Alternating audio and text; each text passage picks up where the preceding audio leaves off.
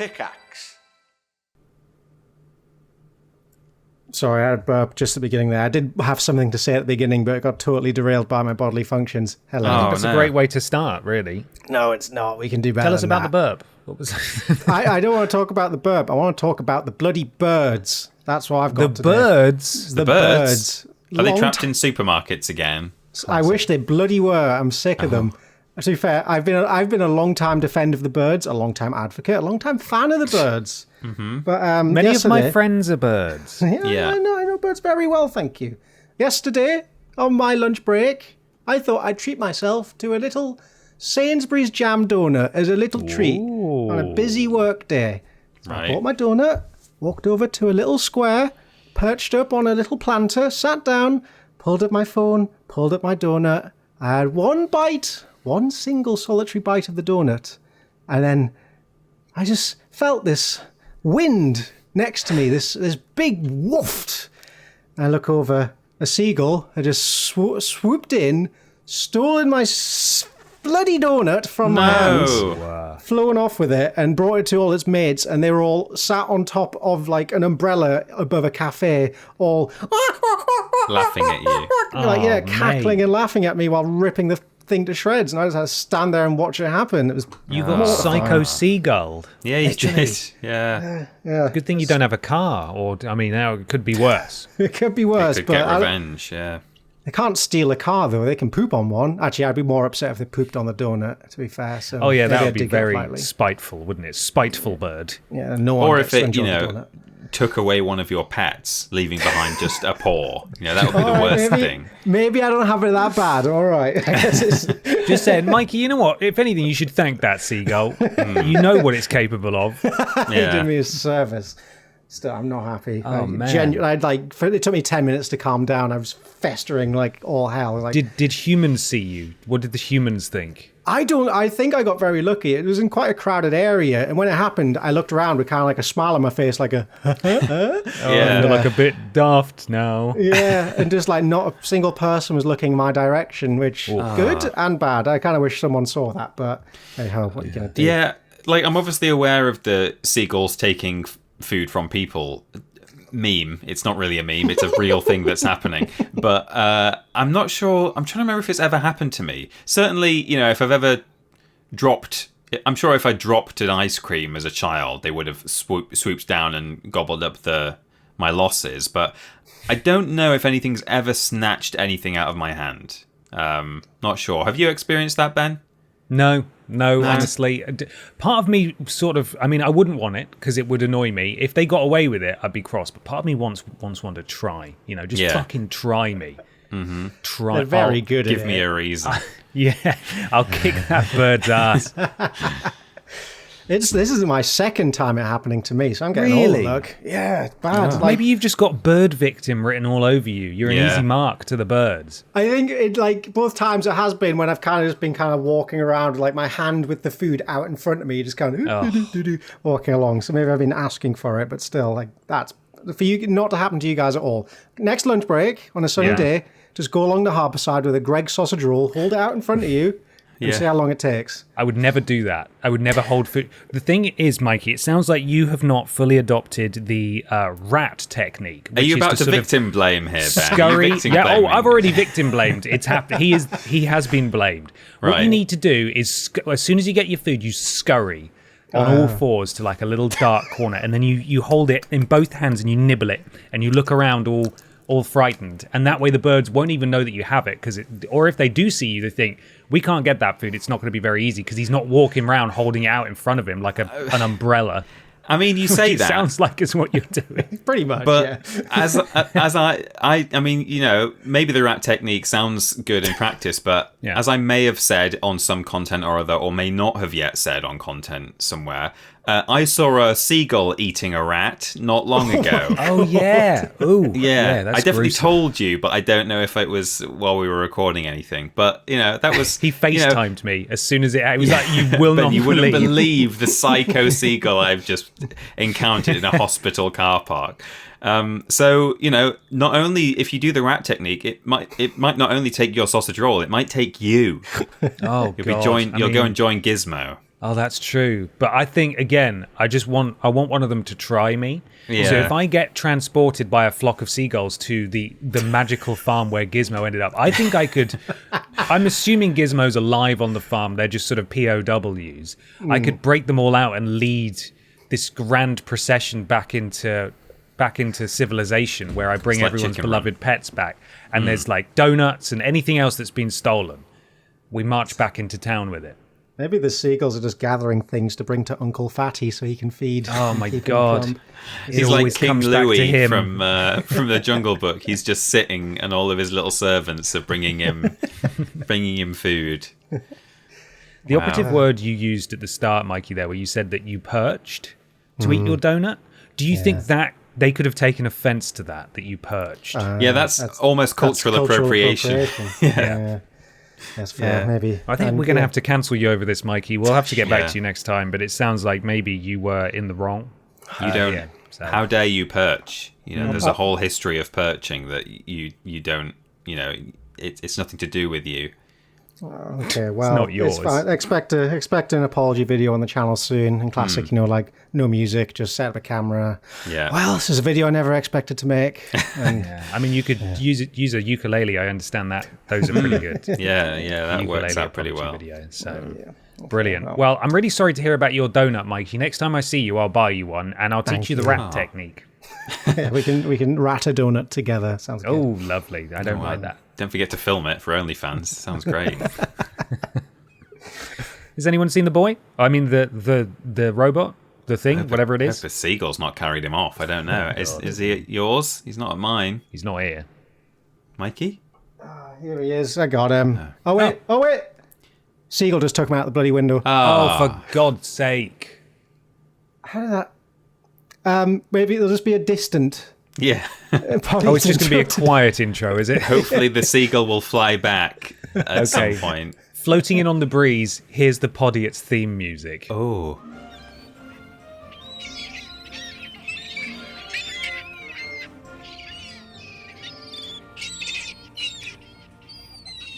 Hello, everybody, and welcome to Podiots, the official Vidiots Vidiots podcast. It's a conversational podcast where we take some questions from you at home and obey the law of the three Ers, where everybody brings a thing along to talk about. I'm Ben. I'm Peter. And I'm Michael. Hello, boys. Hello. So sorry about your donut, Mikey. Stop bringing it up, please. But aside from the donut, Mikey, how is your life going? Fine. All I can think about is donut. It's good. I spend most of my time being moist. I went Aldi.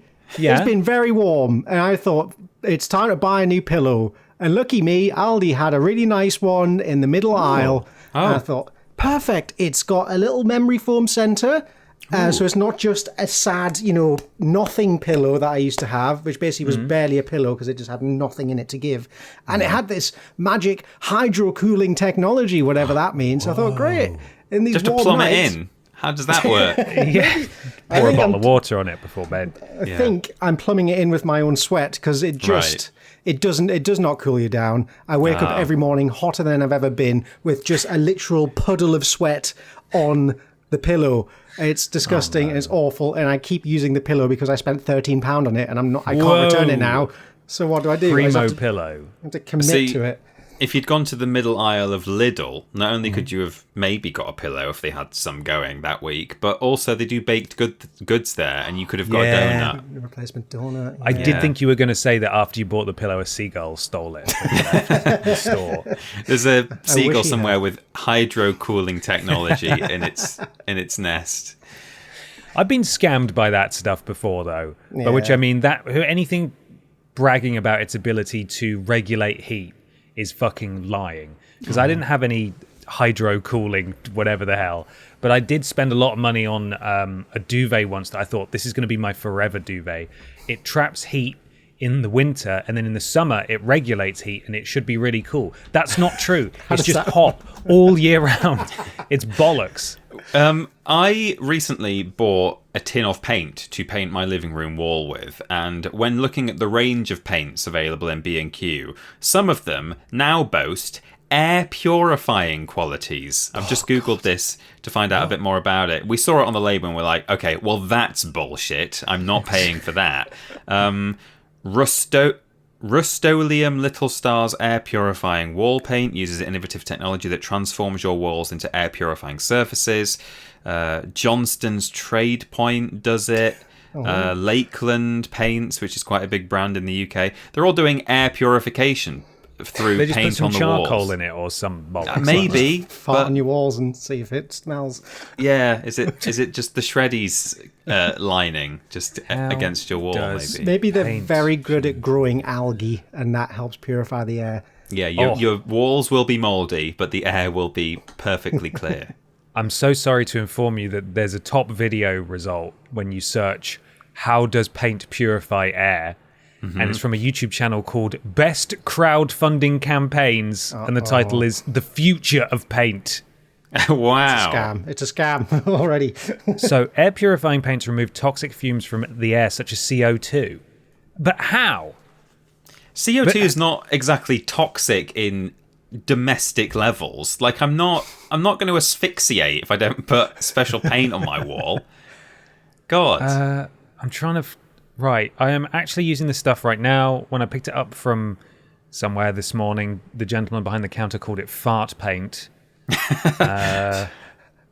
Yeah, okay, some people are saying that it contains cyclodextrins, the same type of chemical used to absorb smells in Febreze. Ah, yes, cyclodextrins, the same type of chemical used to absorb smells in Febreze. Yes. I know them. Bifidus acta regularis. It's Yeah. full of tummy feel betterium, and it works, trust me. Yeah, Cool. brilliant. Well, I'm sad you didn't buy it, Peter, because you could become sort of a Superman. If I More go so than quiet, you already are, of course. Well, yeah, thank you. If I go quiet halfway through the podcast, it's because I've died of CO2 poisoning in my house. If only he'd bought the CO2 paint, No. the fart paint. No. The fart paint. Oh, dear. Well, outside of potentially dying from fart paint, how are you, Peter? Are you good? I'm all right, thank you. It's not been as stiflingly warm, classic Podiots weather update, obviously. It's not been as stiflingly warm up here as it probably has been down in Bristol Bath for Michael Johnson. But, I'm kind of warm right now. It's been a bit of a warmer day today than it has been in the past few days, and shut in a room with a PC turned on. So we'll see how we get on. How are you, Ben? Yeah, it's a similar deal. I think I've overdone it today in that I streamed earlier today, and it was a bit of a stressful, high intensity, frustrating stream playing Dark Souls, getting a bit cross. Yeah. And then with the PC tower and a PS3 kicking out loads of heat, I did have to take a nap afterwards, and I felt worse when I woke up.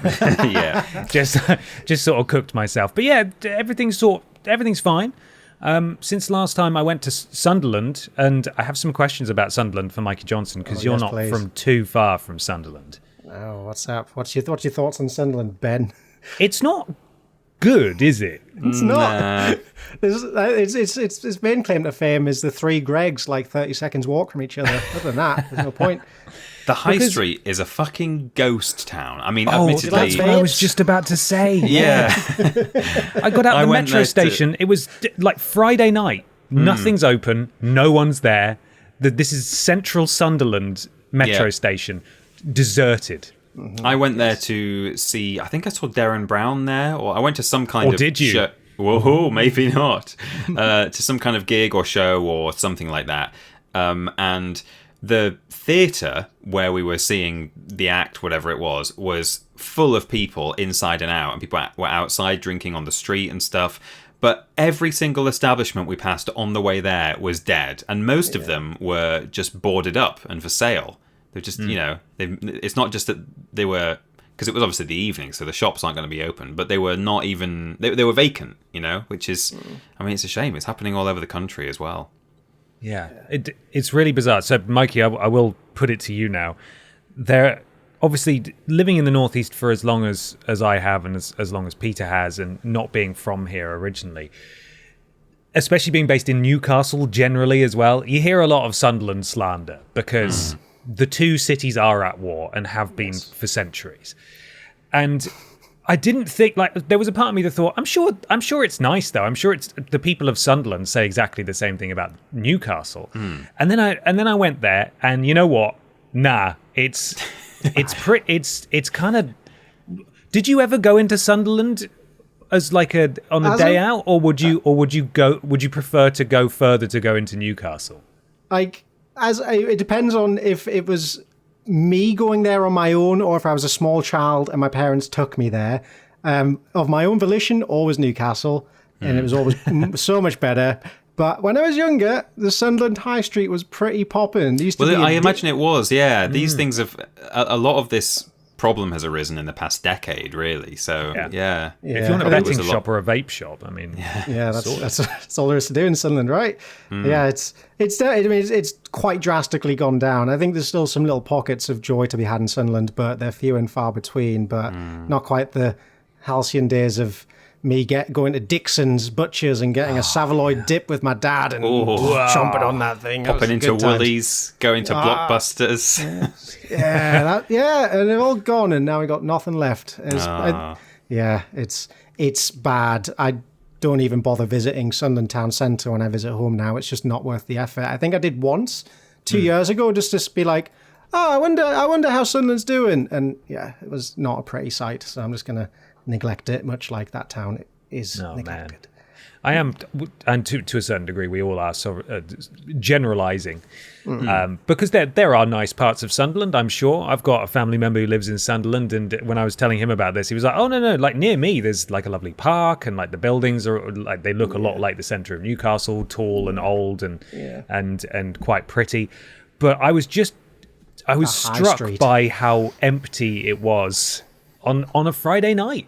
In the centre, there was just everything was closed and no one was there. It it didn't feel like a city at all.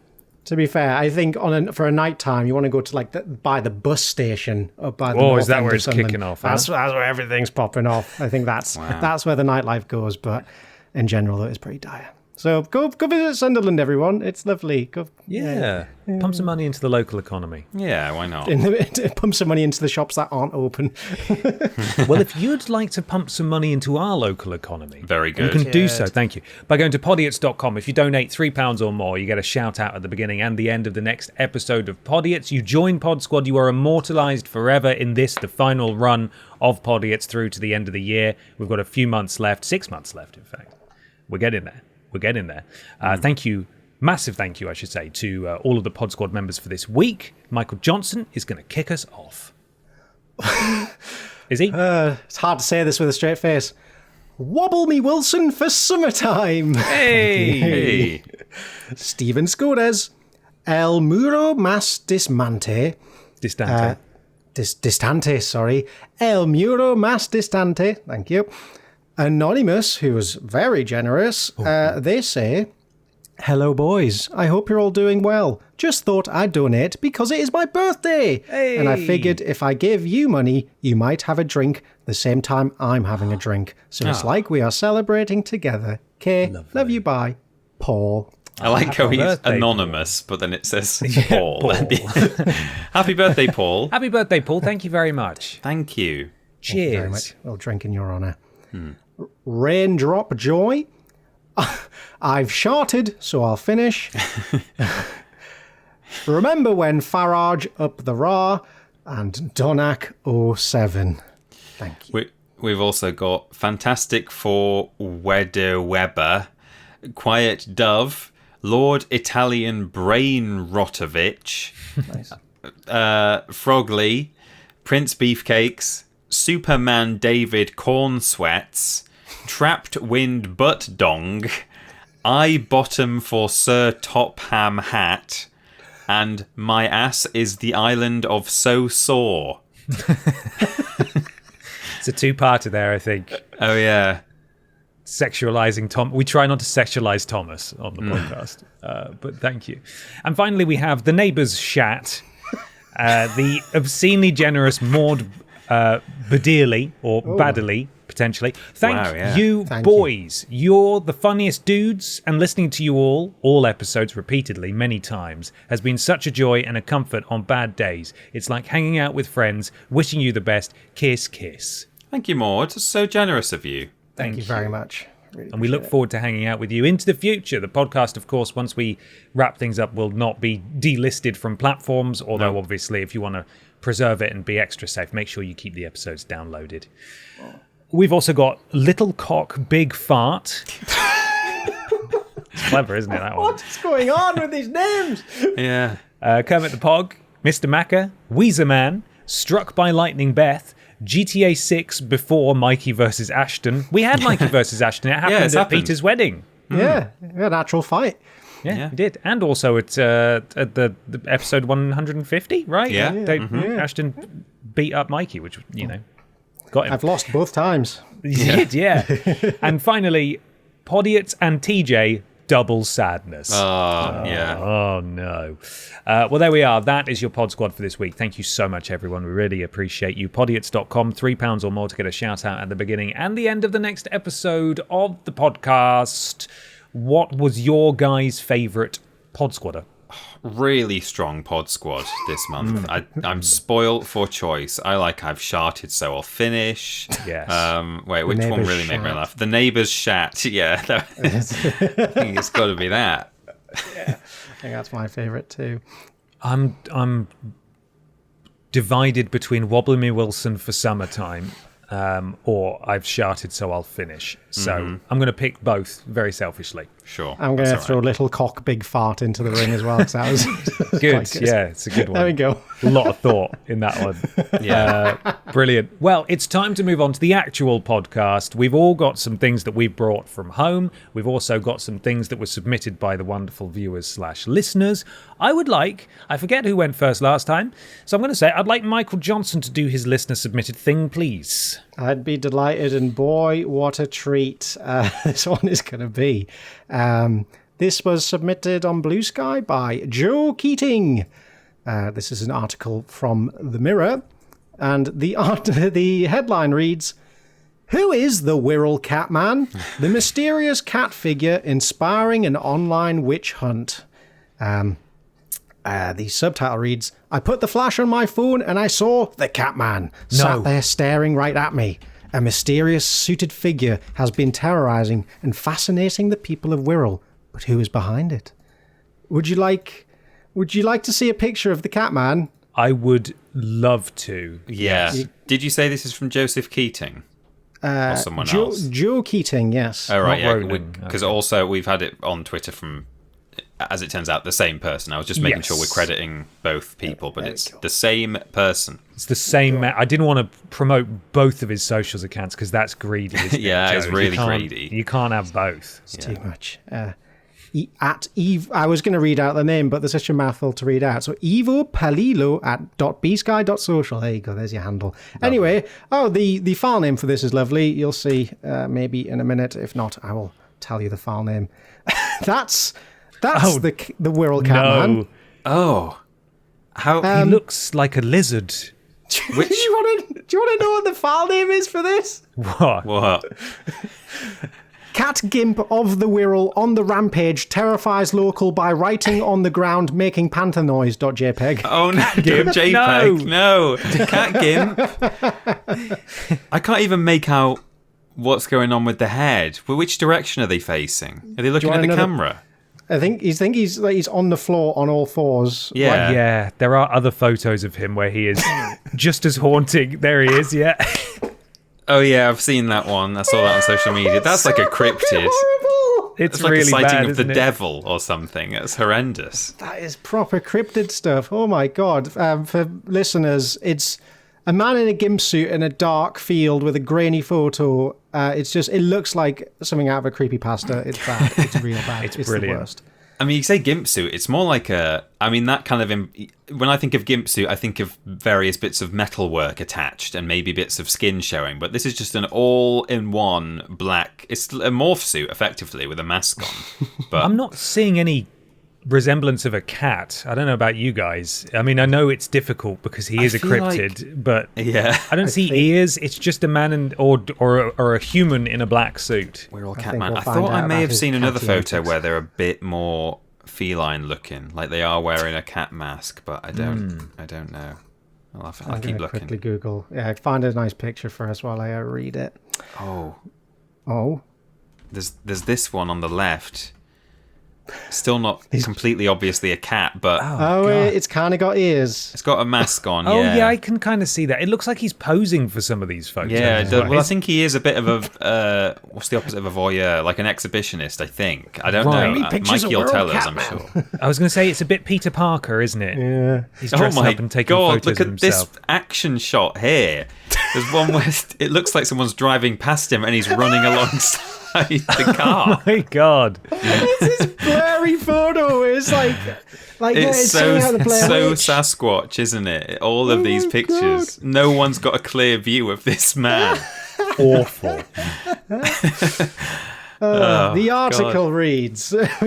Yeah, we know enough. Yeah, that's it. Thanks, Mikey. Anyway. Oh god. Wirral residents may be witnessing a new urban legend in the making. Unnerving sightings of a cat man in a black cat costume have been reported. That is a cat costume, apparently. Barely. Sort of, yeah. He's been stalking the coastal streets of Merseyside, inspiring amusement, confusion, and terror. Yes, more terrifying than anything. Yeah. It's been turned into a TikTok witch hunt, with videos of sightings racking up thousands of views. But who is behind it? Facebook user Abby Gilbert was walking her dog when she first heard the sound of a grown man making cat noises. Good. Fucking hell. She shone a torch and suddenly he was there. A man in a catsuit waving his arms at her before scarpering up a hill. Oh. What the fuck? He's eating rat style. That's all he's doing. Yeah, he's going rat. He's going rat on it, and that's fine. She then posted the photos to Facebook asking, does anyone know who the freak in the cat mask and morph suit is at the coastal park near the Harvester? Who's the freak? Oh dear. It's just going to be someone's friend Darren or something, and they're all out on the piss at the Harvester, and he's like, sorry guys, I've got something important to do. And he goes into the toilets, and like Superman, he gets changed into his gimp suit, and then he runs out and hisses at people on the coastal path. The strange cat ear wearing figure has since been seen prowling mainly beachside areas in the scrubby grass and nearby parks. Is that a thing? Scrubby? Scrubby like Scrubland. Yeah. All right. Most recent reported sightings appear to place him around the Lizo Beach, a popular local spot. I spotted something on the picture. It looked like a black figure. So I put the flash on my phone and I saw the Catman sat there staring right at me. That's horrifying. Imagine. That's like a horror movie. They're taking a picture of something else and they're like, wait, what's that? Let me put the flash on. And then... oh, God. I was absolutely shaken. Please stay safe, although it hasn't committed a crime. It's a matter of time before it commits a crime, I fear. This feels like a crime already. It feels like it has committed a crime just by doing this. Mm-hmm. Well, maybe he has, because on July 10th, another Facebook user claimed that the Catman was found peering through somebody's window and approaching people in a threatening manner, walking their dogs on the beach. Oh, no. Meanwhile, there have been reports that the cat has been caught hissing at people. It's quite an array of crimes here. So apparently now TikTokers are posting videos of themselves hanging out by the Wirral coast at night, hoping to catch a glimpse of the mysterious figure for themselves. Good God. I think there's a yeah, sorry, carry on. Talk about the group. I was about to bring up the group. I see. Well, they've all met up in the car park. Yes. Wait, I'm going to see if I can share this TikTok. It looks like this is a video. Yeah. No, it's not dogging, remember. This is catting, which is very different. Yeah. It looks like... Oh, my God. There's a car park full of people, literally all like waiting to meet the Catman. A group has even been set up on Facebook specifically to track sightings of the mysterious prankster, which now has over 2.2 thousand members, though this of course has led to its own problems. Within the scope of just 12 hours, group members have claimed to have spotted him in the middle of a field, getting into a caravan, and in 2 separate parks. Everyone's lying. Can't be in 7 places at once, LMAO, one person wrote. Maybe there are some copycats out there. God, let's see. This is a surprisingly long article for such a thing. So I'm going to see if there's any We've got other to document highlights. this, Mikey, so that when he does take his first life, then at least we have a thorough record of what he was up to beforehand, you know? Yeah. Of course, yeah. Oh, wait, yeah, you're right. Maybe there is copycats. The article says, there may even be copycats. Vicky Cummings recently posted a TikTok of a catman sighting from her car, though as the suited figure approached, many comments pointed out that it looked like a woman, casting doubt over the authenticity of the sighting. Catwoman. Apparently not a catwoman and catman. Oh, someone bring them together. They can finally be happy. Be a cat family. Yeah. And that was the end of the article. Yeah. Cool, amazing, terrifying. I'm going to join that Facebook group and keep up to date with. Yeah, what please goes do on keep with us this man. posted on the Catman, because we covered a gimp man before, didn't we? Who was like Yeah, when I rolling around just in people's Googled- gardens. I googled images of the Catman just now, and one of the related images was that man. I wish I'd grabbed a link to it before I closed the tab, but yeah. He was a proper scary grimp. He'd lie on the ground and grunt and moan. Yeah, he was. I remember He was from that getting one. some sort. I mean, far be it from me to suggest that this isn't sexual in nature in some fashion, but the other guy was definitely sexual in nature, and that is very upsetting. Somerset Gimp Man, Joshua Yeah. Hunt. Oh, he was caught, was he? He was caught, and I think he was banned from wearing a gimp suit in public. How are they going to? How do they know it's him? You How got are a they going to license for enforce that that? gimp suit, mate? I don't know. He was charged with leaping out at shocked victims. Right. Yeah, Is there a I don't know law if you've against got that, any other officer? Is there a penalties. specific law against spooking people? I got one. I've found a Facebook post. I think there's no. Is that It's- it? Is that him? like. I think so. oh, That's like weird. Donnie Darko. it It's is. like this small, very distant black figure with like white glowing eyes. It's like it's barely perceptible on the image. That's spooky. That is spooky It's as really well. spooky. I like the ring that they've drawn around it just to draw attention to it. It's here, just in Yeah. case you were wondering. Wow, well, that's horrible. Great start to the podcast. Thank you, Mikey, for that. You're very welcome. I'm now in the group, so I'll come with updates next Please episode. do. Yeah. Please do keep us posted. Well, Peter Austin. Sorry, there's a message from a minute ago just saying, anybody going out tonight? Oh, no, they're on the hunt again. On the prowl. God's This is sake. amazing. Peter Austin, I would love to know what your thing is, please. Okay, well, here's we've not done a little guessing game in a while, so I've come up with a special one for you. I've not come up with a clever name for it because I didn't think to do that until 3 seconds ago. But you will be trying to distinguish between CBBC programs from the past, well, from the history of CBBC, or street names for drugs. Okay. Amazing. So what I've got here is, I think there's 15 or 16 pairs of things. And so what I've done is I've taken some CBBC shows that are something and something.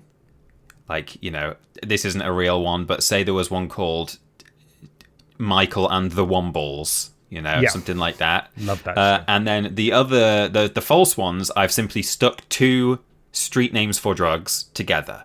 And I've played around with like some of these are in plural, some of them are singular, some have the behind them, and some of them don't, because that's gonna help me hide them behind some of the CBBC names that might maybe have the in them, which, you know, you wouldn't necessarily expect in just two drug names together. So shall I read you the full list first, and then we can go through?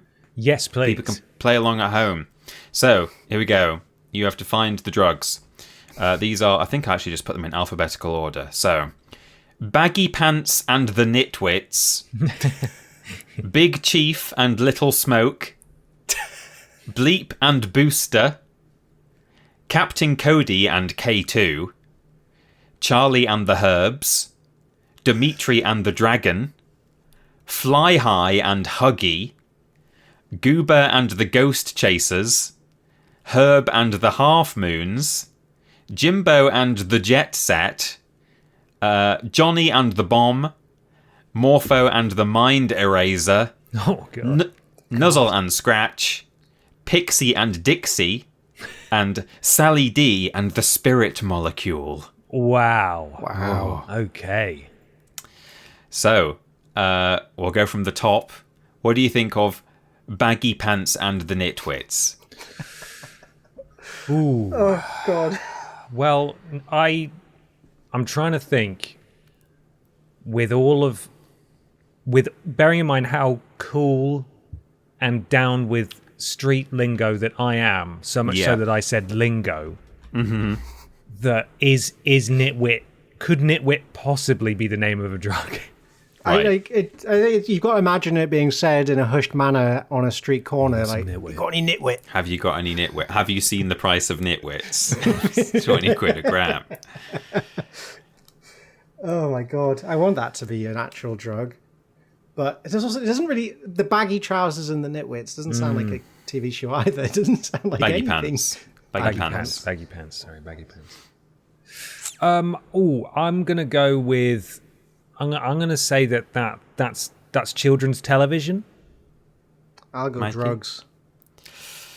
Baggy Pants and the Nitwits is a 1977 American animated series produced by Da Patty Freleng Enterprises and broadcast on NBC and syndicated in the UK in I don't know when, but it was shown on CBBC. So there are, I should have said to begin with, actually, there are a few shows on this that everything has been shown on CBBC, but some of them have, there might be some like Hanna-Barbera and stuff like that. Okay. Apparently, Baggy Pants is an anthropomorphic cat mimicking Charlie Chaplin's Little Tramp character, and the Nitwits is about an elderly superhero named Tyrone. Oh, is it two? It's like a two-parter. I think they're not even the same. Yeah, it's two segments, so they're not. They're not even So they never partners in met. crime. They don't No, even they know never each met. other. Yeah, the Nitwits are some elderly superheroes or something. I don't know. Strange one. There we go. What do you think of Big Chief and Little Smoke? That's got to be drugs. Oh, Big Chief and Little Smoke. I feel got like that's a Little Smoke.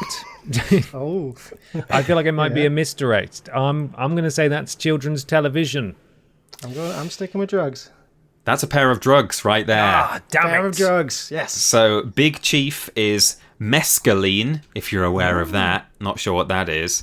And Little Smoke is psilocybin. Apparently, it's one of the names of magic mushrooms. Oh, okay. Little Smoke. Little Smoke. That's lovely. Very Yeah. cute. It is, isn't it? Yeah. It really makes it quite appealing, I think, to the younger generation. Bleep and Booster. Come on now.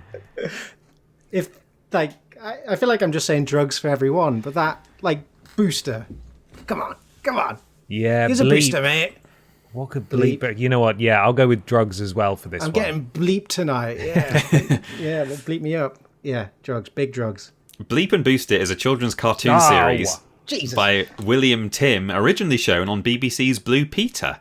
A total of 44 5-minute episodes comprising 10 separate stories were produced between 1964 and 1969. Nice. All right. Do you want to see a picture of Bleep and Booster? I actually would, yeah. Please. I Yeah, would. please. Here they are, ready for their adventures. Oh, you've found the Nitwits as well, Baggy Pants Oh, and the Nitwits. wow. That's the annual. Yeah. Ooh. All right. go. All right. Is- Cool. Okay, that makes sense. Yeah. Booster looks like a little nerd. Yeah, he does. He does. What's that weird bug he's holding? I'm not sure. Looks like That's Bleep's about to crack. strangle it. I like how they've got space age technology, and Bleep is clearly some kind of AI robot, but Booster still has to wear normal human glasses. Yeah. They've not mastered that technology yet. Yeah. Right, what do you make of Captain Cody and K2? Oh, man. Now I'll remind you, these are in alphabetical order, so don't necessarily be thrown off by the fact that that title feels like it could go with that picture, really, doesn't it? Yeah, it could. Yeah.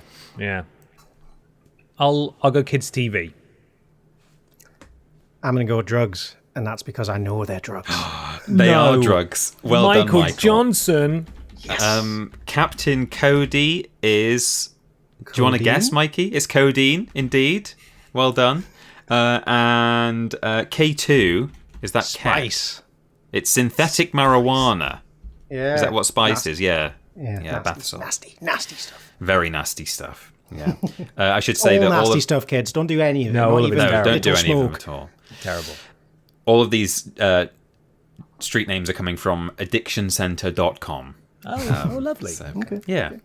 What do you think about Charlie and the Herbs? Oh, well,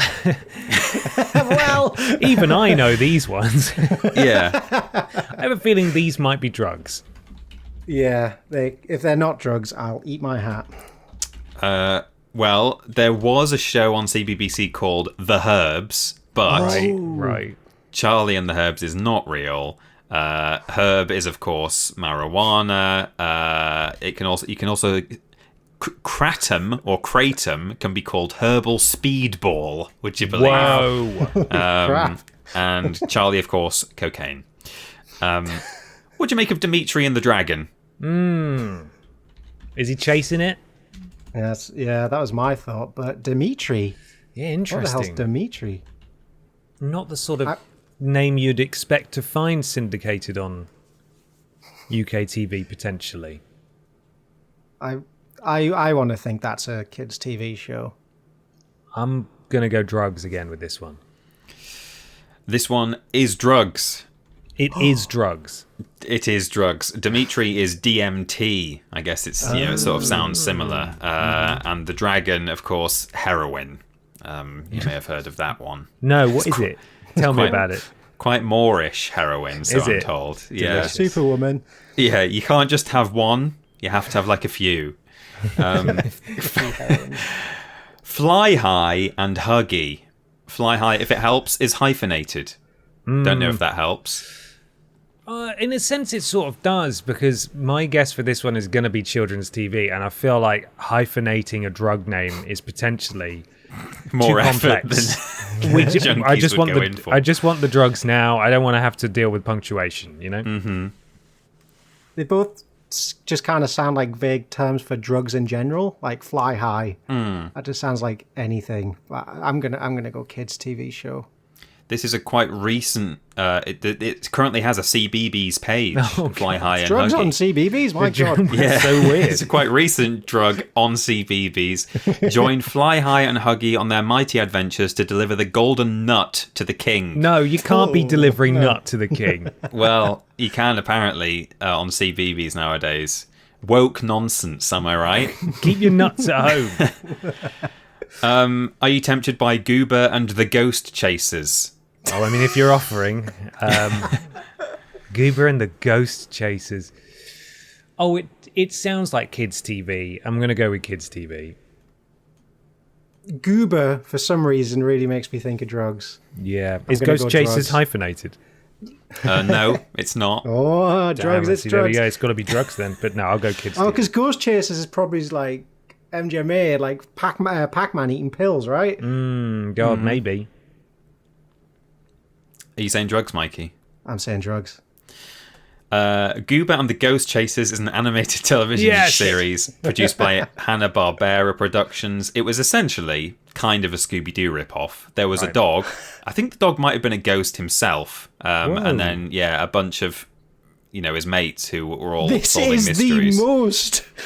Wow, that Scooby-Doo dog is on ripoff thing. drugs. Like, I mean, it's even made by the same company. Yeah, that it's is not like, Scooby-Doo. They've just palette It's- swapped all the characters. Yeah. Literally, there's a blonde one, there's girls, there's a dog.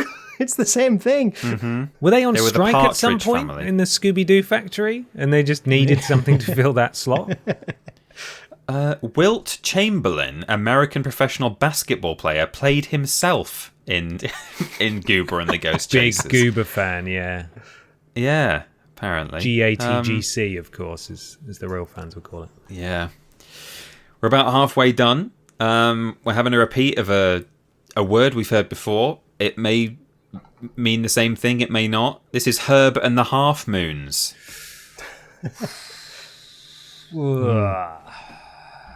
Drugs. Kids TV show. Kids TV show, I'm saying. This one, it's another drugs. I just accidentally used herb twice. Half Moon is peyote, is it pronounced? Those flowers that you can get in GTA and other things. In real life as well, they exist. It's a GTA drug. Yeah. Jimbo and the Jet Set. Kids TV. Kids TV, yeah. Jimbo and the Jet Set is a British animated cartoon series centered on the eponymous Jimbo, an anthropomorphic aeroplane, hence Jet Set. Brilliant. Good. How can a boy be friends with a plane? That's ridiculous. Oh, look at that idiot. This looks quite old based on the blurry photo on Wikipedia. 1986 to 87. He's never getting off the ground. Look at him. Yeah. Bless him. It featured, of course, Jimbo, the titular Jimbo, Tommy Tow Truck, Phil Fuel Truck, Freddie Fire Truck, Yeah. and Amanda Baggage. Whoa, Amanda Baggage. Amanda Baggage. Goodness That me. somehow feels misogynistic, doesn't Yeah, it? it does. Amanda That's Baggage. got to be. That's a difficult last name to have to deal with. Yeah. Well, from one airport to perhaps another with Johnny and the Bomb. You can't do you have a think of kids' that? TV show called The Bomb. Johnny. That's a drugs. Johnny's are condoms. Condoms aren't drugs. Yeah, fair point. But you bomb. can So smuggle you're saying- drugs in condoms. Yeah, true. True. I'm gonna say kids' TV show. This is kids' TV, I believe, based on a Terry Pratchett book. So, Johnny and the Bomb, a gang of kids are thrown back into the Second World War for a breathless adventure in which they can't help tampering with time. Relatively recent, that one. I think 2006, I think it says somewhere. I'm sure I just saw. Yeah, 2006. Okay, we got 5 left. Oh no, that was the 5th last. What about Morpho and the Mind Eraser? Drugs. This is a drugs. Big drugs. It's the most powerful drugs of them all. No, I'm going to say kids' TV show. That has to be kids' TV show. No one calls their drug Mind Eraser. Well, Morpho is morphine. Hey. shit. And what was Mind Eraser? Hang on, let me find out. he's been on Rehypnol. it. Oh no. Jeez Oh, Louise. Oh god. Yeah, that makes sense, doesn't it? Apparently, Rehypnol is also called the Forget Me pill, which is horrible. Moving swiftly on, how about Nuzzle and Scratch? That sounds nice. That sounds kids' TV to me. That sounds like 2 cats. It does, doesn't it? Kids' TV. Nuzzle and Scratch is a British children's television programme shown on CBeebies from September 2008 that ran for 3 series. I don't really have... There's not really a one... it stars 2 eponymous puppet alpacas created and developed by Barry Quinn and Alan Robinson. Oh, look at them. Here they are, Nuzzle and Scratch. They look like lovely fellows. Oh, they do. Yeah, all right, yeah, I'm down with that. 2 left.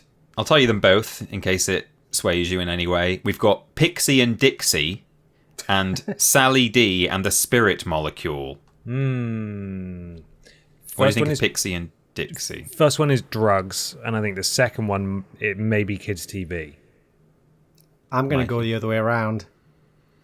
Mikey, you're bang on. Ah, Pixie and Dixie. It was listed as Pixie and Dixie on the Wikipedia article for list of CBBC shows, but actually when you click on it and go to the article, it's called Pixie and Dixie and Mr. Jinx, which may have given it away. But that is one of 3 segments in Huckleberry Hound. Again, Hanna-Barbera.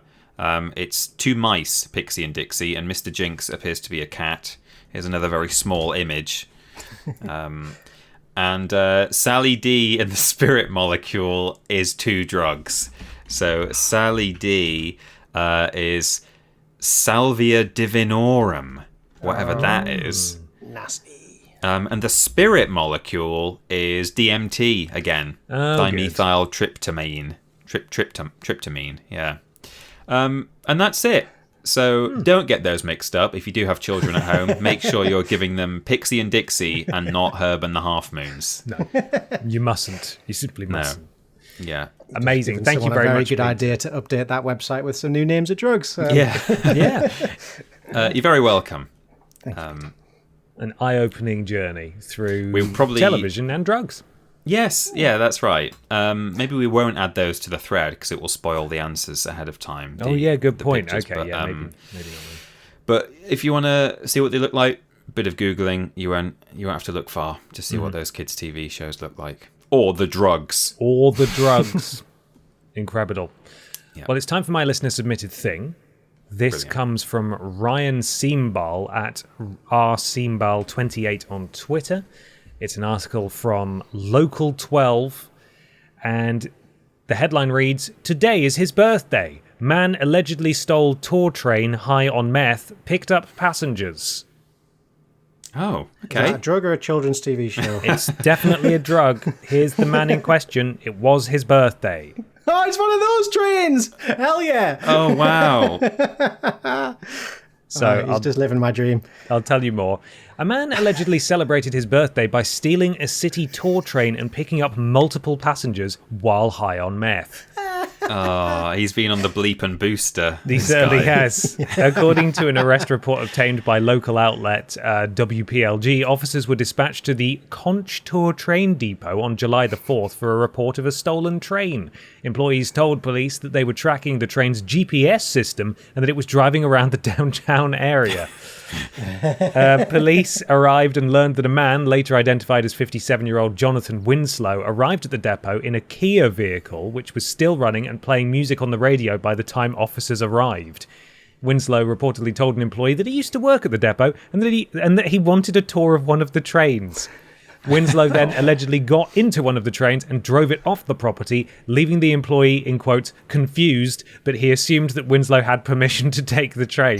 That is the definition of I'm not paid enough to deal with this. Not my job. More than my job's worth. Winslow drove the train into the downtown Key West area and picked up 2 random passengers before abandoning the vehicle on the street, per the outlet. Police reportedly located Winslow at the southernmost point of the continental USA buoy, as in buoy, and noted that he exhibited rapid speech and appeared excited. Well, I mean, of course, he got to drive the train. I'd be excited having been on the train, yeah. He claimed that he simply borrowed the train and that he used to work for the company. Furthermore, Winslow alleged that today is his birthday, which police confirmed, it says. I mean, that's fine. I used to work for What Culture, so if I ever want to go in and just help myself to a couple of PCs, that is actually allowed. Yeah, it is. That's how it works. And it was your birthday too, which police confirmed. While being checked into jail, a deputy reportedly found a meth pipe in Winslow's pocket, although he claimed it was a weed pipe. Winslow was charged with burglary, grand theft auto, and possession of drug paraphernalia. Bless him. What a day. I mean, if you're going to go to jail for something, that's pretty fun, isn't it? That is good. And he's got like a slight smile in his photo there. Yeah, He's had a good day. He doesn't He's still regret excited. it. I mean, you would be. Look at that hair. That hair only comes about from being excited because of the train that you got to drive. Yes, only that. But he didn't hurt anyone, it sounds like, and it was resolved relatively peacefully, and it was his birthday, so It was his birthday. there we are. Amazing. That is my listener-submitted thing. Mikey, Michael it's Johnson. your turn now. It's time Hello. for your thing now. Yes, indeedy. And a while back, boys, you may remember we received a package from a listener. Yes, I do. We received a package with a letter from Adam, or Black Country Smoggy, if you're out there. I'm trying to remember The this. letter begins, "While digging through my old stuff, I came across this gem from my childhood and thought of you. Having already sampled each of the 90s delights it has to offer, I thought it was time it found a new home. And who better to give it a new lease on life than the Beanie Bum Burpee Boy himself." Wow. How do you feel about that nickname, for a start? Beanie Bum Burpee Boy. Yeah. BBBB. How do you feel Quad about B. That's good. I mean, I'll take it. I've leaned into that that side of me too much now to not be happy with that nickname. So yes, I am the Beanie Bum Burpee Boy. Okay, I will just add, not to keep calling back to my thing, but I nearly went with Billy Bean and His Funny Machine, which was a 1957 TV program on That's UK lovely. Kids TV. Billy Bean. I wonder what His Funny Machine was. That's what I I want. bet it was hilarious. I bet it was one of those trains. Yeah. The letter continues, whether starter, main, or afters, I'm northern, it's not dessert, there's something to everyone's taste as long as you like beans, and if not, this book will convert you. So, boys, Yeah. today I present to you the Heinz Book of Baked Bean Recipes. Oh, good. Lovely. Oh, good. I've cooked a handful of dishes from this. Have you really? Oh, I have, and Okay. they are a delight, an absolute delight. At the front of the book, it says, Heinz, makers, oh, in proper West Country Makers. there. Heinz, makers of Britain's most famous baked beans, have compiled this mouth-watering selection of recipes which offer you 30 menu suggestions, including quick snacks, meals for kids, salads, and casseroles. No. Oh no! Please don't. It's going. I don't want it's- beans in everything. It's going to get bad, and I want to call back to the letter received with this, where Adam says he sampled each of the delights when I read out this list. Every single of, one. I mean, So this is- the mere notion that afters exist in that book is terrifying. Yes, you should be scared. Be scared. Here's a selection of items, recipes from this book. Aubergines Provençal, baked marrow surprise. Oh, What's the surprise? Is it beans? It could be beans.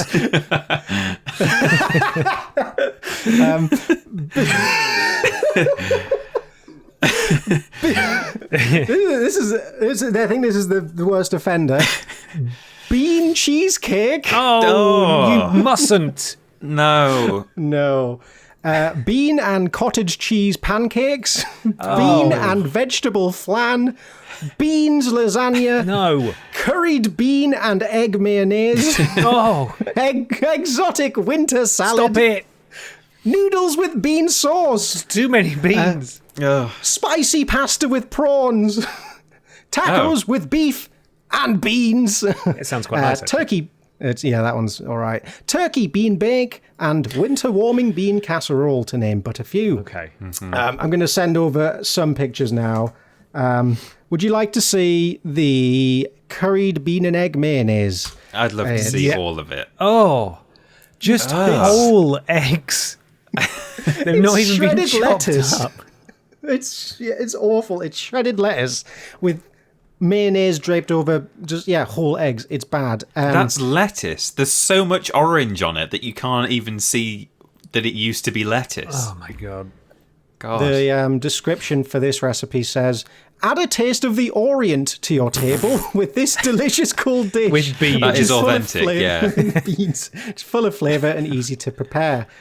Not really sure what makes it Oriental, but fine. It also says you can substitute duck for the chicken to make it into a special occasion dish. Oh yeah. Yeah. Yes, Can I substitute nothing for the beans, please? you must have beans. Would you like to see the baked marrow surprise? Yes. There you go. Surprise. Oh, It's God. Surprise.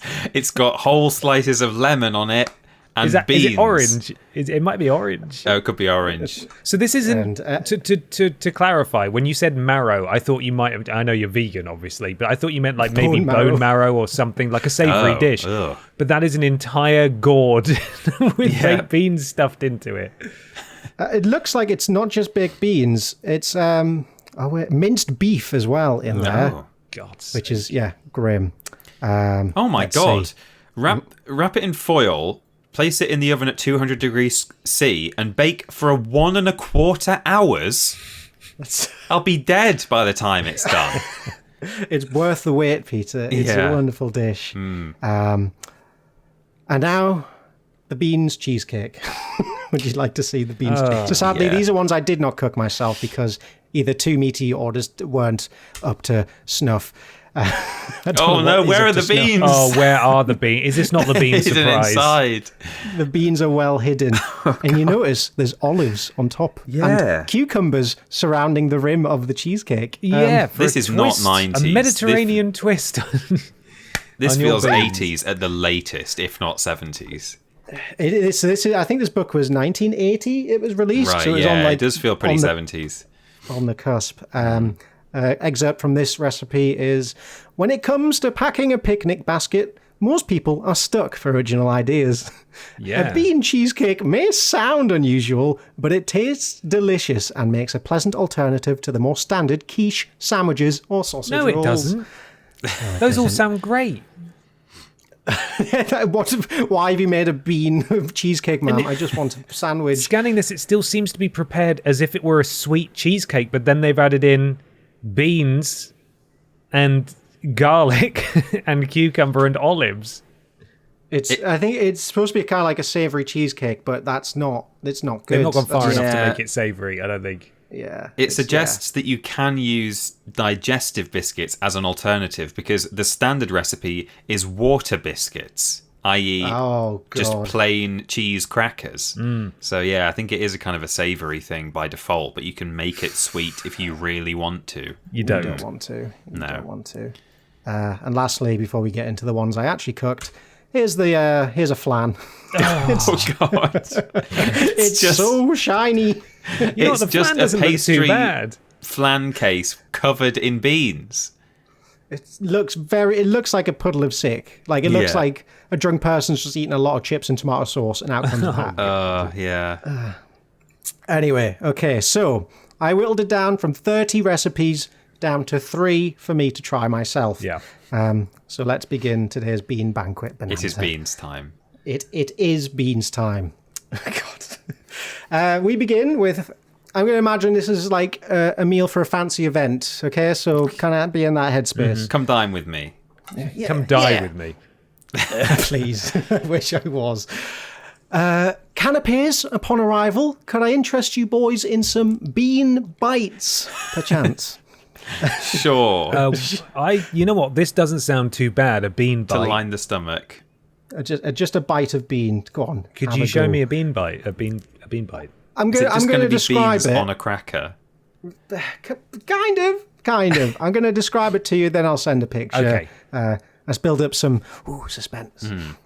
The book says, these fun, bite-sized snacks are quick and easy to make, and the kids will enjoy them too. They will. It sounds They like fucking you will. will enjoy this.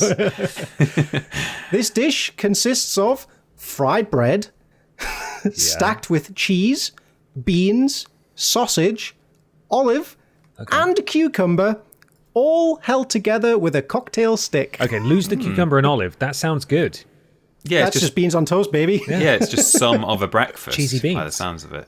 Cheesy beans. Yeah, cheesy beans. So this one was quite an easy one to put together, as you can imagine.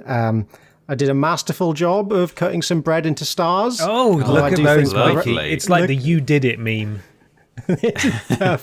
I didn't know what I was doing, and I don't think stale wholemeal sourdough bread is quite what the recipe had in mind. But weird. hey ho, let's go. So, fried up the bread, very delicately stacked it with cheese. Then you put it in the oven for a little bit, let the cheese melt, and then bring it out the oven. Hot dog on a stick.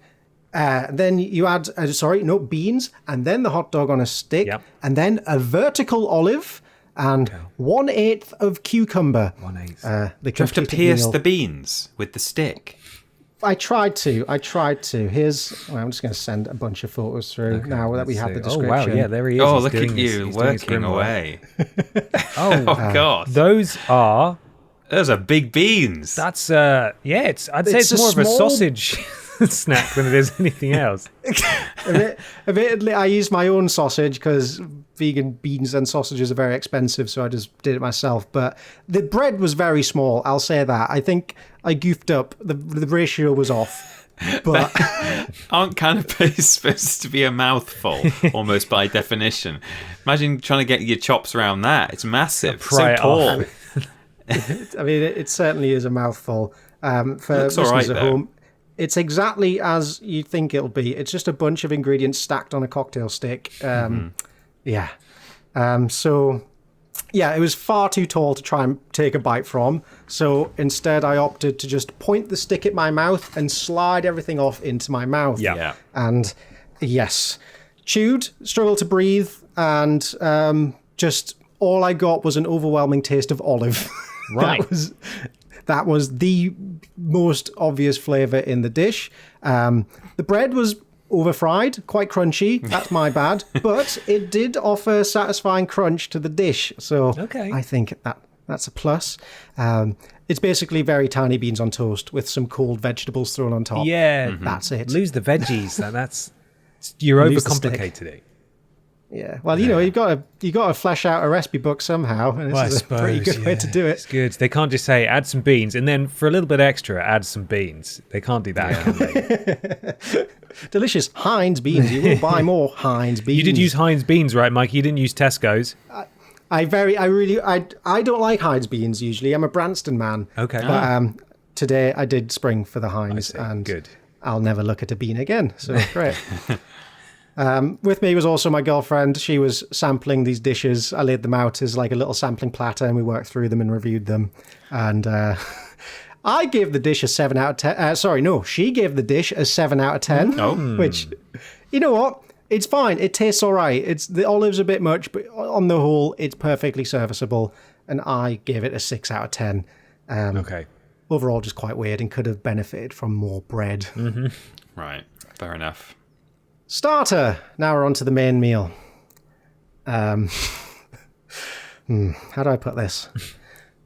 Curried bean and apple soup. No. Oh. Stop it. Yes. No, thank Yes. Yes. I actually filled up you on are- appetizers, so I don't know Yeah. that I want any of that. You are stuck to this table until you finish every goddamn bite of this banquet, Kids boys. will love it. you. I had some bean and apple soup before I came. I I'm filled all right. up on bean and apple soup at home. The description for this one says, a delicious and refreshing soup recipe from Heinz Beans. This curried bean and apple soup can be served hot or chilled. Oh, great. Or thrown away. Served chilled, it makes an ideal starter for a light summer lunch. Yes. So the ingredients basically consist of butter, onion, apples, beans, and chicken stock. Yum. Oh. I was quite scared of this one because that's a lot of apple and a lot of beans together. Beans are already kind of sweet, so it kind of makes sense. Like, I guess for people who aren't familiar with British beans, they are like I don't know what kind of beans they are, but like small little beans suspended in quite a sweet tomato sauce. It's not like a natural flavored tomato sauce. What, sorry, Peter? I'll find out what kind of baked beans are. Thank you. But yes, it's maybe different to what beans you're used to. Okay. Haricot. Am I saying that right? Haricot beans. Sounds about right. Oh no, Heinz use navy beans. Oh yeah, also known as haricot beans. Oh. There you go. Yeah. Okay. Nice. So I want you to picture the fact that when I was cooking all this, it was about 33 degrees in Bristol, and it was sweaty, and I was kind of hoping to have the chilled version of this soup. But the recipe says you must leave it overnight to chill for the best effect. And I didn't want to delay things any longer than I had to, so I just committed to warm bean soup. This was quite fun, at least, to put together, because you got to at least use a food processor to blend everything up. Handily, the recipe states, if you don't have a liquidizer, push the mixture through a wire sieve using a wooden spoon. Oh, lovely. lovely. Would you like to see the mixture pre-liquidization? I fear we must. You must. Okay, that doesn't look Okay, yeah. too bad. It's onions and apples and beans. Describing it, that doesn't sound so good. Yeah. It's not good.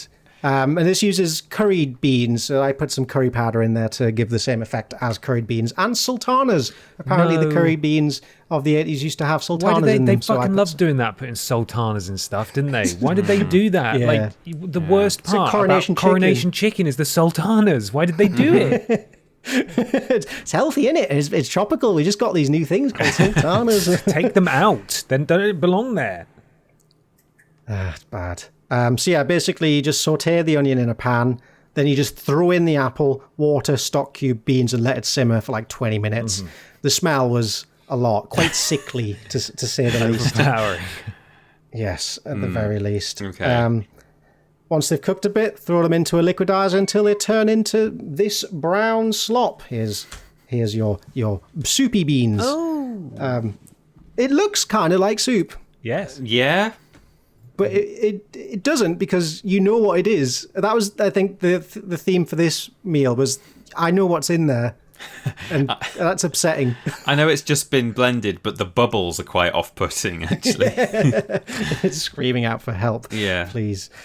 Then once you've blended it, you return it to the pan and add a few extra beans to be left whole in the soup. Oh, of course. You got to have a few full beans in there. We're gonna have more beans. So I went, that was it. Lovely soup. I went the extra mile, and I had some offcuts of bread from the previous one. So I Nice. made some croutons to go with it, which is quite nice. And yeah, I want this to be a statement dish. And so You've made a also I fucking topped it statement, with, Don't worry about that. hell yeah, I topped it with some thinly sliced apple. Oh, no!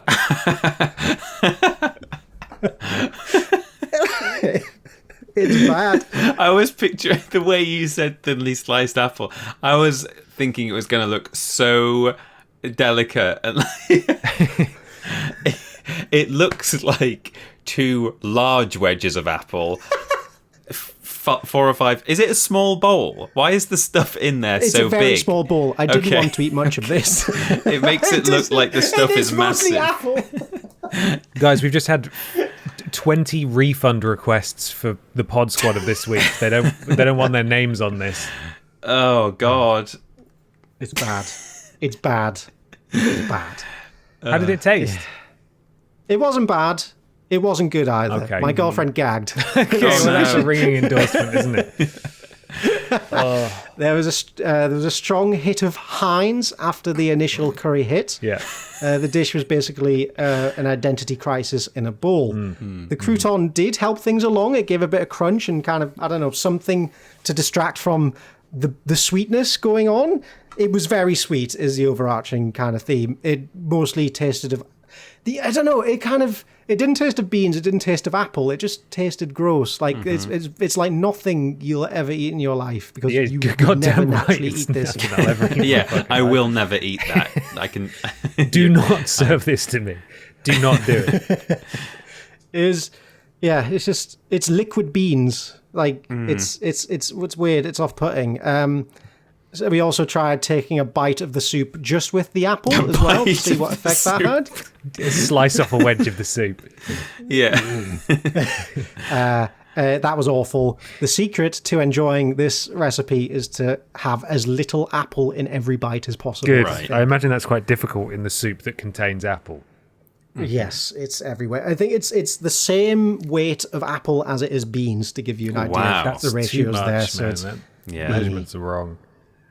So I could definitely eat the dish, but I wouldn't very much enjoy it. I think it's more the thought of it. It's like, if I didn't know what was in it, I'd be like, it's kind of interesting soup. Okay. Yeah. But not good. I gave the beans an 8. My girlfriend gave them a 4. Right. Oh, so you said that was You better liked than it. the canapes? Why did I give it more than the did canapes? you? I think because it had more going on. Like, it was a recipe, you know? It was It didn't just taste points of for olive. trying. I guess I'm not. What am I rating on here? Taste or effort? It was interesting. It was kind of tasty in a weird way, but I felt dirty for thinking that. Right. So Sure. reflected in the score. The best thing about the dish was that you could just pour it down the drain afterwards when you didn't want to finish the rest. And I'm just going to send through a picture of my drain outside the house after I'd poured it down the drain. No! The beans have Oh. escaped. That looks like the sewers are backing up. It was bad. I poured it down the sink and then went outside and then saw that. 'Cause on a hot day, that smelled lovely. Oh no. Oh. Yeah. All right, finally, let's get this over with. Yeah. This is my favorite. This is my favorite. For your main, we're having Yeah. Go on. Chinese style beans and sausages. What does that mean? it's beans and sausages just the way that people in China have them. You know. Yes. Cooked. Yeah. And that's it. No, I wish it was just that. It's bad. They're all bad. Okay. This exciting mixture of oriental ingredients such as bean sprouts, soy sauce and ginger, and Heinz baked beans with pork sausages creates an unusual and tasty dish. You can't describe it like that. That's that word gets top billing before tasting. Unusual, a bit obscure. Yeah, but worth a try. So, in essence, it's a stir fry with a tin of beans thrown in. Right. Brilliant. Wet. It's got like peppers, onions, bean sprouts, all the usual stuff. Chop them up, fry them up for a little bit, and then you just throw in an entire tin of beans, and voila, that's the recipe. God. Good God. Here is my wok after adding the beans.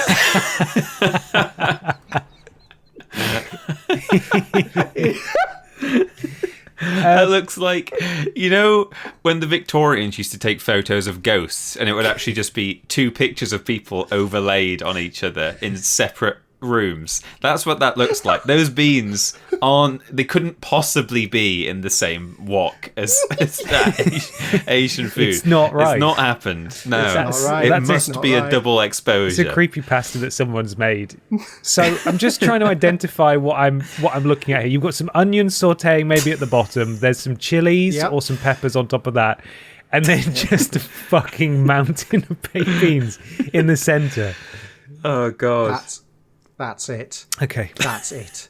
My favourite bit of this recipe is it also asks for mushrooms.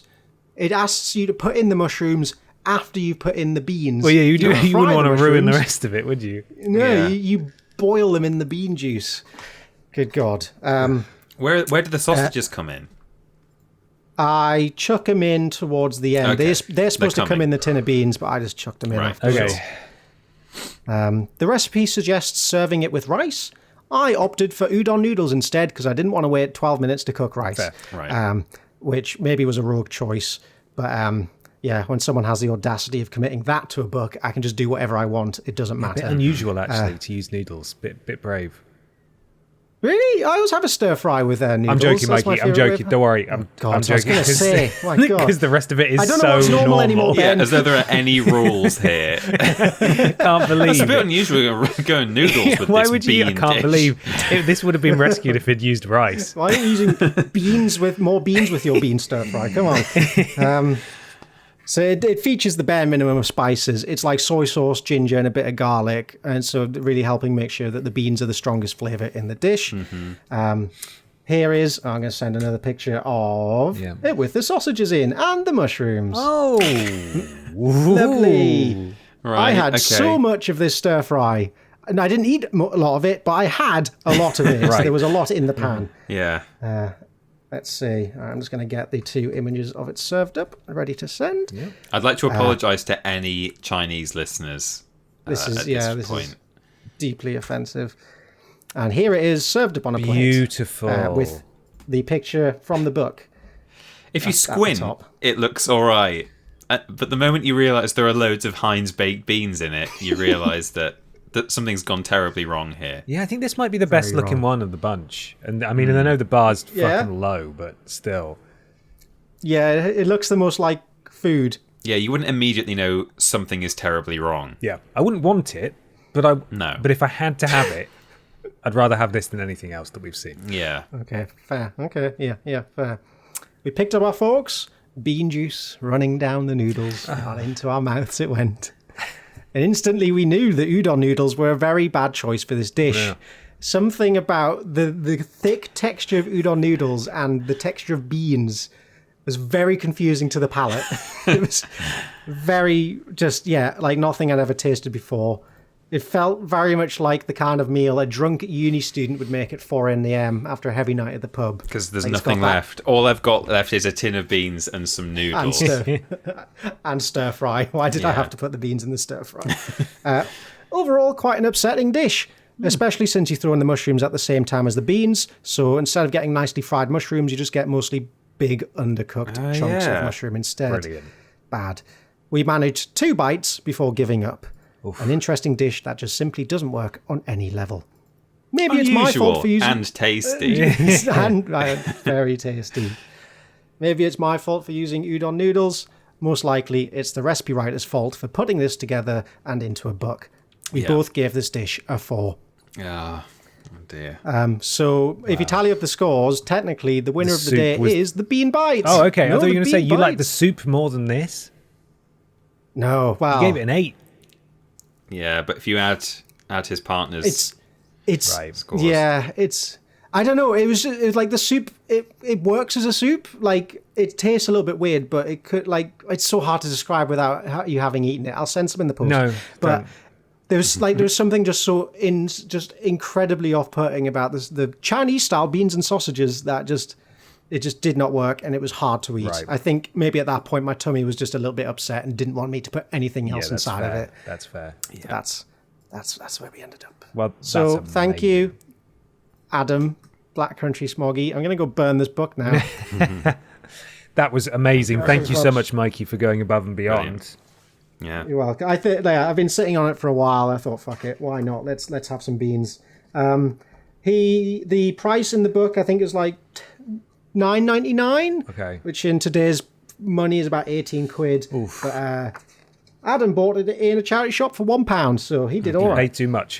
He paid too much for There it. we go. Yes. I can't believe you ate all the recipes. What the fuck? God. Well, Okay. amazing. Thank you, Mikey. Thank you, Mikey. I would now love to hear Peter's listener-submitted thing. Well, I've got it right here. It was submitted to us by Nicholas Otter at Lord Brott. And it's a 2-part story. We have a follow-up after this first initial story. And it's according to bluevin.ch, or bluewin.ch, actually. I'd put a German accent on it, thinking it was a German news outlet, and I don't think it is. But it's a German story. Okay. Police officer shoots aggressive 2-meter fish. And the accompanying image looks quite exciting. Okay. Because it's a giant fish. But the caption on that image is a giant catfish similar to this one. So this isn't the criminal fish. I don't think so. Quite a scary looking fish. Actually, this one might be... Anyway, it says in parentheses, symbolic image. Okay, So, yeah. A giant catfish has caused a stir in a bathing lake in Bavaria. The 90-kilogram animal repeatedly attacked swimmers until a police officer reached for his service pistol. Okay. An aggressive fish over 2 meters long injured at least 5 swimmers in a swimming lake in the Bavarian district of Weissenberg-Gunzenhausen. A police officer finally shot the giant catfish with his service pistol, as the police reported. According to the officers, the animal weighed around 90 kilograms. The aggressive fish had become conspicuous in the Brombachsee late on Friday afternoon. That's the name of the lake. It had been in the area of a swimming island for a long time. It was very aggressive and repeatedly attacked swimmers, the police reported. Rescue workers from the Red Cross treated the swimmers' bite wounds on site. My gosh. The next subheading is Giant Animal Attacks Again and Again. It's quite dramatic. Because the giant animal would not rest, the water rescue team alerted the police. The officers initially closed off the bathing area to prevent further attacks. As the aggressive fish was deemed to be a safety risk for bathers and visitors to a music festival taking place at the lake... This is not a good sentence. As the aggressive fish was deemed to be a safety risk for bathers and visitors to a music festival taking place at the lake, the emergency services decided to kill the animal. Brilliant. Good. A police officer, as we know by now, shot the catfish with his service pistol. It's just repeating the same information. And then it talks about, I think, previous cases. So catfish can become extremely large and cause quite a stir in Germany from time to time. In Mönchengladbach in the North Rhine-Westphalia, for example, a fish known as Kuno the Killer Catfish gained international media fame over 20 years ago. At the time, the animal was said to have swallowed a young rough-haired dachshund. Bloody hell. No. Oh my god. Regional In 2000 psycho seagulls. Yeah. Crazy cops. A German gizmo. In 2003, a catfish was discovered floating dead on the water in the aforementioned pond in Mönchengladbach. It was quickly assumed it was Kuno, and this fish was stuffed and placed in a museum. And I think, actually, we have... Yes, we've got a picture of Kuno stuffed in the museum. Okay. There. But that's not all. There is a follow-up to this story. Okay. So it's just like in... it's like the end of Jaws. They've blown up the shark, and they're like, it's finally safe to go back in the lake. Another catfish attack in the same Bavarian bathing lake. When will it end? I don't know. The case made headlines for days. An aggressive catfish attacks bathers and is ultimately shot dead by police officers. Now there is another incident at the same lake. Once again, there's been a catfish attack on Lake Brombach in Bavaria. A fish bit a swimmer's arm and injured him, said a police spokesman. The incident occurred in the area of a bathing island near Absberg in Middle Franconia. The bathing island was subsequently dismantled. Okay, I guess a bathing island is a man-made structure. That's news to me. The Nürnberger Nachrichten and Nürnberger Zeitung newspapers first reported on the incident. At the end of June, a catfish more than 2 meters long caused a sensation, and as we know, it was shot by a policeman with his service pistol. But there was then a second incident within a few days. Police had closed off the bathing area and finally killed the fish with shots from a service weapon to prevent further attacks, and also in view of a music festival taking place at the lake at the same time. Essentially, we're repeating the same information over and over again, but there is another fish. I think there's a really good ending sentence to that article that's like peak, not only peak Germany, but also feels like a German children's story. Yeah, I've just spotted that at the bottom. So, in fact, I will read this other bit as well. Experts suggest that the catfish may have been defending its clutch of eggs, which could explain its unusually aggressive behaviour. Catfish are normally considered shy animals that hide in deep water during the day. So I think it's quite difficult to tell the difference between these two animals, but I think the second one is still at large. Right. But the first one, that was shot dead by a police officer with his service pistol, we have an update on what happened to that one. After much media attention, the 2-meter fish was completely eaten in an inn in the region, according to the innkeeper, divided into 120 fillet portions. The end. The end. And they didn't do their homework, and they were divided into 120 fillet portions and devoured in a local inn. Yeah. The entire village gobbled them up. Yeah, it's like those old folk tales that you read. Struel Peter, or whatever he was. Yeah. Tom Suckerthumb. Yeah. God, a very German conclusion to that story, I feel. Amazing. So, stay safe in the lakes in Germany, don't go swimming. Lord Brotovich and everyone else. Scary stuff. Absolutely. Well, thank you, Peter. Thank you. It is now time for my thing, and I would love to regale you with the story of... I've got to find his proper name here. It is Frey... Where is it? Why can I not see it? Bentos. Frey? No, it's not. It's Frey Tormentor. That is exactly what I thought. Frey Bentos, the delicious pies that are impossible to get out of the tin sarcophagus that they are packaged in. No, this is a story about Frey Tormentor, and I'd love to tell you about it. Frey Tormentos. Yes. So in 1976, sorry, I should say this write-up is from Good. Apparently. Okay. Written by Eric Barnes. There better not be any false advertising here. If this isn't good, I'm going to be livid. It's good.is, whatever that domain is. I have no idea. So in 1976, young priest Sergio Gutierrez Benitez found an unconventional way to raise funding for a local orphanage in Mexico. By day, he would don his priest robes to serve his community, but at night, he would dress up as a cat and he would growl and hiss at people in Merseyside. But at night, he would exchange those robes for tights and a mask, performing as a professional wrestler and using whatever money he earned to help raise the impoverished children under his care. For 4 decades, Gutierrez Benitez would be known by another name, the luchador Frey Tormentor. Wow. What's the Jack Black film? Nacho Libre?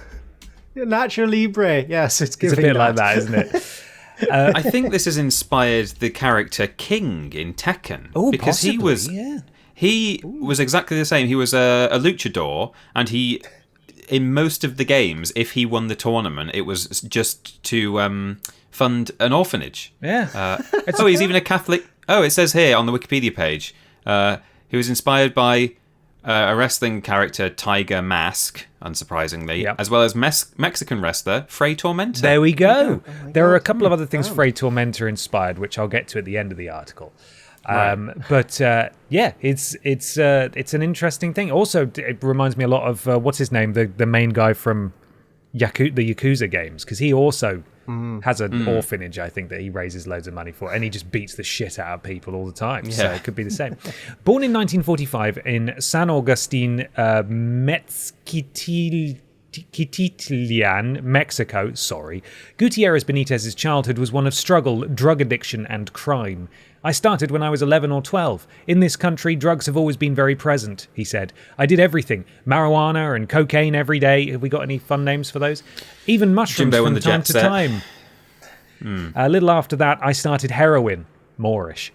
By the time I turned 18, I had already become a criminal and a thief. I even worked as an actor and clown in a circus, but I spent everything on my doses, and I needed more, so I started stealing. At his rock bottom, Gutierrez Benitez turned to a church confessional, which would change the direction of his life. He dedicated himself to the priesthood.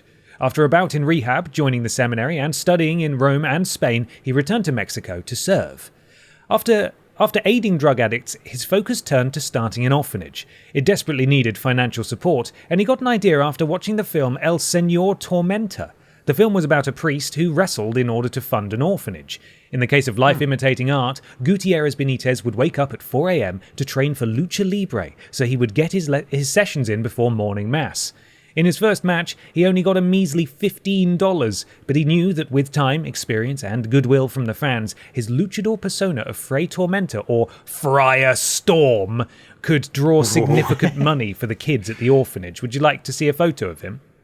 Yeah. Please. This is him wrestling. I think he might be potentially getting on in years here, but you can tell it's from a long time ago based on the graininess of it. God, there's the catfish is still there. There we are. Sending that to you now. So there he is, getting beaten up. Oh. Frey Tormenta, bless time. him. Hardcore. Yeah, and he wears a mask. That's the significant thing here. So over time, Frey Tormenta got onto bigger shows and better pay, further funding his orphanage while keeping his dual life as a priest by day, luchador by night, a secret. Oddly enough, he would get greater success when his identity was accidentally revealed by a fellow luchador, Huracan Ramirez. After being unmasked, the public knew not only Gutierrez Benitez's identity, but his mission to educate and feed the orphans of his community. Now, of course, in luchador culture, the mask is very, very significant, and a lot of those wrestlers will... It's more difficult these days, of course, but they will go their entire careers without unmasking and without revealing who they actually are. It's a little less common now, though. With this knowledge, more people became fans and would cheer him on during his matches. He would also put on his masked persona while serving as a priest during the day as well. There's a TikTok here. Let me see if I can copy it. You can see him his mask being peeled back. I assume his identity had been revealed by this point, but there you can see sort of him in action. After Frey Tormenta retired for good in 2011, so for context, when did he start wrestling? I don't think it actually says here when he started wrestling. It'll say on his Wikipedia page, I'll have a look in a minute, but he was going until 2011. So after Frey Tormenta retired for good in 2011, it is said that he helped raise 2,500 kids at his orphanage. Now, aged 79. Okay, so he was aging 70. He was wrestling at age 79, seemingly. The community he raised wants to give back. They found out that Gutierrez Benitez was suffering from a series of health issues, accruing high medical bills to treat his heart, kidneys, and prostate. His story inspired a GoFundMe to help raise money to continue financing his healthcare, with people throughout the world contributing to it. Gutierrez Benitez currently lives, so he's still alive, with a man who was raised in his orphanage, Crispin Bautista Alvale. Bautista Alvale not only cares for Gutierrez Benitez, but also assumed the mantle of Frey Tormenta as a wrestler himself. Gutierrez Benitez is frequently seen either in the crowd or at ringside at Lucha Libre shows, cheering the new Frey Tormenta on. More than anything, the father wants the good name of Frey Tormentor to have someone who will really take care of it and won't misuse it, said Bautista Avale to the Times. He gave his entire life to support young people. We're going to return what he gave us. In an on-instance, Mikey, of life imitating art imitating life, while Gutierrez Benitez's career as Frey Tormentor was inspired by a movie, his life would inspire 2 other movies. 1991's L'Homme au Masque d'Or, starring Jean Reno, and 2006's Nacho Libre, starring Jack Black. Yeah. Given the flashy costumes and masks, luchadors are seen as modern-day superheroes, but Gutierrez Benitez had a simpler, humbler take. What is hidden beneath the mask, it says in quotes. The face of a priest who wants to do good. Ah. And that is the story of Frey Tormentor, the luchador priest, actual real life Nacho Libre. Crazy. So good. And it's inspired so many things as well. Yeah. Sounds like he did genuine good. His debut was in 1973. It's like old school. Yeah, really old. Wow. So he was going from 1973 to 2011. So that's a near 4-decade career as a wrestler. Jesus. Which is, no wonder he had a lot of medical issues, because good Lord. Yeah. But there we are. That is my thing. Badass. And that is, that's old Frey Tormentor for you. He does. He looks like a hell of a priest, though. He's got that look about him. But when the mask goes on, he transforms. What an incredible life! I mean, that's pretty cool. Yeah, big fan. So there we are. That's my thing. Thank you very much, Ben. You're very welcome. And thus concludes all of the things from this episode of Podiots. Thank you so much for listening, everybody. There's a few things to tell you about before we disappear, so don't go just yet. Mikey, I believe there's some sort of shop. Yo, darn tootin'. If you head over to vidiotsofficial.com and click on that lovely enticing little shop button, you will be greeted with a veritable bounty of goodies, including mug, hat, hoodie, shirt, and other. Please go check it out. Have a look. There's lots of nice shirts on there. New and old and middle too. And middle. Wow. Yes. Got it all. Go check it out. Vidiotsofficial.com and click on shop. Instagram, TikTok, we are at vidiots.official, and YouTube, Twitter, Facebook, we are we are /Vidiots official. On Blue Sky, I should say we are also Vidiots official. Our Discord is vidiotsofficial.com/Discord. Thank you to Tommy and Fleckers for modding us over there. Twitch.tv /Vidiots official is where we will be streaming come the end of the year, so make sure you go give that a follow.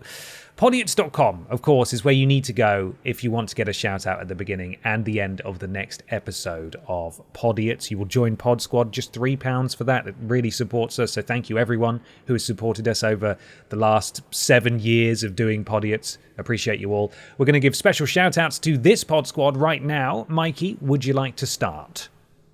Wobble Me Wilson for Summertime, Stephen Scodes, El Muro Mas Distante, The Generous Anonymous, or Paul, Raindrop Joy, I've Sharted So I'll Finish, Remember When Farage Up the Ra, and Donak 07. We've also got Fantastic Four Weddy Weber, Quiet Dove, Lord Italian Brain Rotovich, Frogly, Prince Beefcakes, Superman David Corn Sweats, Trapped Wind Butt Dong, I Bottom for Sir Topham Hat, and My Ass is the Island of So Sore. And finally, we have The Neighbours Shat, The Very Generous Maud Badili, Little Cock Big Fart, Kermit the Pog, Mr. Macca, Weezer Man, Struck by Lightning Beth, GTA 6 Before Mikey vs. Ashton, and Podiots and TJ Double Sadness. Thank you very much to the Pod Squad for this week. Podiots.com, £3 or more to get a shout out at the beginning and the end of the next episode. Thank you so much, everyone. Peter, I don't suppose you have any highlights to hand of what came out on Vidiots 7 years ago this month. I've got some highlights to hand. This is what came out in July. We started our Minecraft series, Few Dams. Although it doesn't say Few Dams. Did we do it twice, or was Few Dams triple jump? I'm confused. I'm all mixed up. Few Dams was definitely. Yeah. Vidiots. Yeah, it was, wasn't it? Vidiots. Just says Vanilla Minecraft Episode 1. Maybe we just didn't put Few Dams in the metadata. Maybe that's how we branded it in episode. Yeah, perhaps. Mikey played Quake and had a bad time. Oh, Worst Games Ever London Racer Police Madness came out. We went to see Cultaholic that month, or maybe we went the month before, but the content started coming out in July. So they were on the podcast, and we played Simpsons Wrestling with them. Did some stuff like that. Smarty's Meltdown was a Worst Games Ever classic, of course. And we also did the Fallout Wasteland Survivor Prove It as well. We started that at the beginning of the month, and let me just go to the next page. That was all. The finale was also in July as well. So there we go. Those are the highlights of July for you. Amazing. Mikey, where can people find you on the internet should they desire to see what you're doing? At Parrot Boy on Instagram and Blue Sky. Them's the places to keep up with me. Blue Sky. Blue Sky. And Peter, where are we? Ben and I are still working together, playing Worst Games Ever on a brand new channel at Worst Games Ever on YouTube. Ben is streaming solo, playing video games, twitch.tv/confused_dude. Streaming most days, aren't you, Ben? I am indeed, yes. Most days of the week, yeah. And you can find me doing solo stuff on YouTube, youtube.com/@thatpeteraustin. This month I put out a video about a fart-powered street lamp on a street in London called Farting Lane, which feels brilliant. very Podiots, and you need to go and watch that, I think. It's not in Tooting, is it? Oh, it should be, but it's Imagine if it not. was in Tooting. Oh, God. It's actually somewhere really swanky, but you'll have to watch the video to find out where. Can't wait. Incredible stuff. Well, why not leave us a 5-star review on your platform of choice? It helps. Something to do with Al Gore's rhythms. We'd really appreciate it. Thank you, everyone who's left us a review. Do you guys have a question to lead us out of the podcast this week? Something about beans, probably, right? Yeah, which of the three would you eat if you had to? Which of the three dishes that Mikey made? Yeah, gunpoint, yeah. Brilliant. Thank you so much for listening / watching, everybody. We will see you next time. Bye-bye. Bye. Bye-bye.